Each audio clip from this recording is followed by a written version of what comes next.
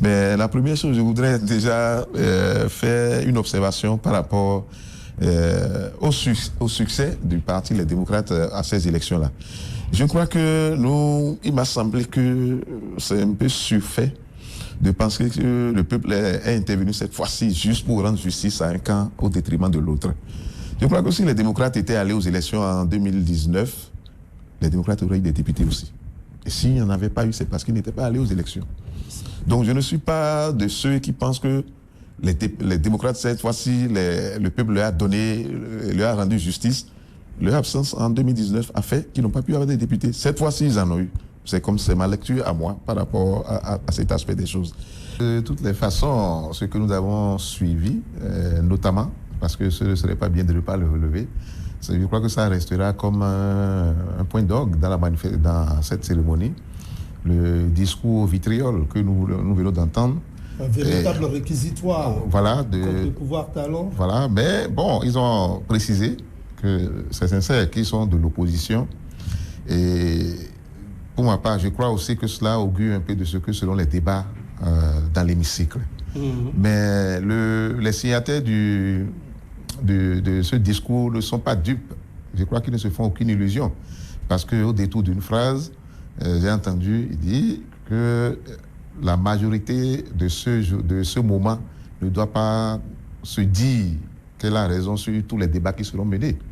Cela veut dire que les signataires du discours sont conscients que il y aura des débats, mais la majorité restera la majorité parce qu'en dernier ressort, c'est toujours la majorité. On passe toujours au vote quand on ne s'entend pas. Et quand il n'y a pas unanimité, on finit par passer au vote. Mais je crois qu'il ne se faut pas d'illusions. Les débats seront faits, mais que on finira par voter et qu'une majorité se dégagera pour le moment peut-être en leur défaveur. Je crois que le discours le souligne et je crois que c'est pour cela que je dis qu'ils ne se font aucune illusion. Mais il y a un autre aspect important qu'on ne doit pas laisser passer, à savoir que tout à l'heure nous disions qu'il y avait 28 femmes au Parlement, mais je crois que le nombre passe à 29 maintenant, avec la suppléante du ministre Karim Saliman. Oui. Qui s'est installée, ça devient 29 femmes dans l'hémicycle désormais. Parce que la ministre de l'enseignement maternel et primaire a été remplacée par une dame aussi. Oui. Du coup, ça fait 29 dames dans l'hémicycle désormais au lieu de 28. Donc le nombre ne fait qu'augmenter. Je ne sais pas si ça va se renforcer en temps. Voilà les observations que je fais par rapport à cette cérémonie d'installation. Et aussi, peut-être souligner que c'est l'un des groupes parlementaires les plus rapides. Pourquoi aussi précipiter l'installation, la création de ce groupe parlementaire? Là-dessus, seuls les membres du groupe pourraient le dire. Je ne peux pas parler à leur place, mais ils doivent avoir leur raison de procéder ainsi. Seuls les membres du groupe. Annonce les couleurs en même temps? Peut-être qu'ils se disent aussi que c'est en procédant ainsi qu'ils maintiennent leurs troupes ensemble, ne serait-ce que pour le moment. Voilà. En tout cas, pour le moment. Pour le moment, à l'Assemblée, rien n'est définitif, rien n'est immuable. En termes de groupe, en termes de commission, rien n'est immuable. Donc, c'est pour cela que j'ai ajouté pour le moment. Mais il y avait une discipline lors de la 8e législature. Ah oui, il y avait une discipline lors de la législature passée. Une nouvelle législature vient de commencer. Nous parlons de la législature en cours en nous inspirant des législatures qui ont précédé celle qui vient de finir. La tribune est trop belle pour ne pas faire ce discours, si j'ose interpréter ce qui a été fait. Parce que l'installation de la nouvelle législature, l'installation des députés ce jour, vous savez, ça mobilise un auditoire impressionnant. Et les démocrates ont voulu profiter de cet auditoire, et c'est pour cela peut-être qu'ils l'ont fait ce matin. Lorsque l'Assemblée va commencer ces débats, oui, les débats parlementaires sont des débats publics aussi.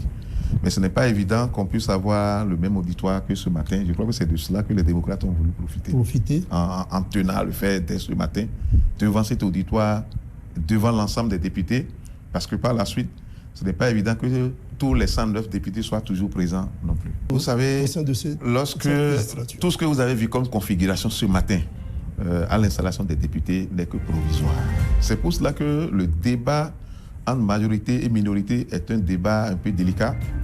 Et chaque fois que ce débat revient, les gens soulignent un aspect qui me paraît important. La majorité ou la minorité est toujours à géométrie variable dans notre Parlement comme dans certains parlements également. Cela veut dire que tout est possible. Okay. Et le cas que je retiens souvent, parce que c'est un des cas les plus spectaculaires qu'on a vu la RB ici, je ne me souviens plus de la législature, qui, à elle seule, a totalisé 27 députés. Mais avant le terme de la législature, on sait combien de députés lui restaient. Donc, tout ce que nous avons vu ce matin, c'est bon, c'est pour démarrer. Mais ça s'annonce très animé. C'est une déclaration qui annonce que les débats seront un peu musclés, un peu virils au sein de l'hémicycle.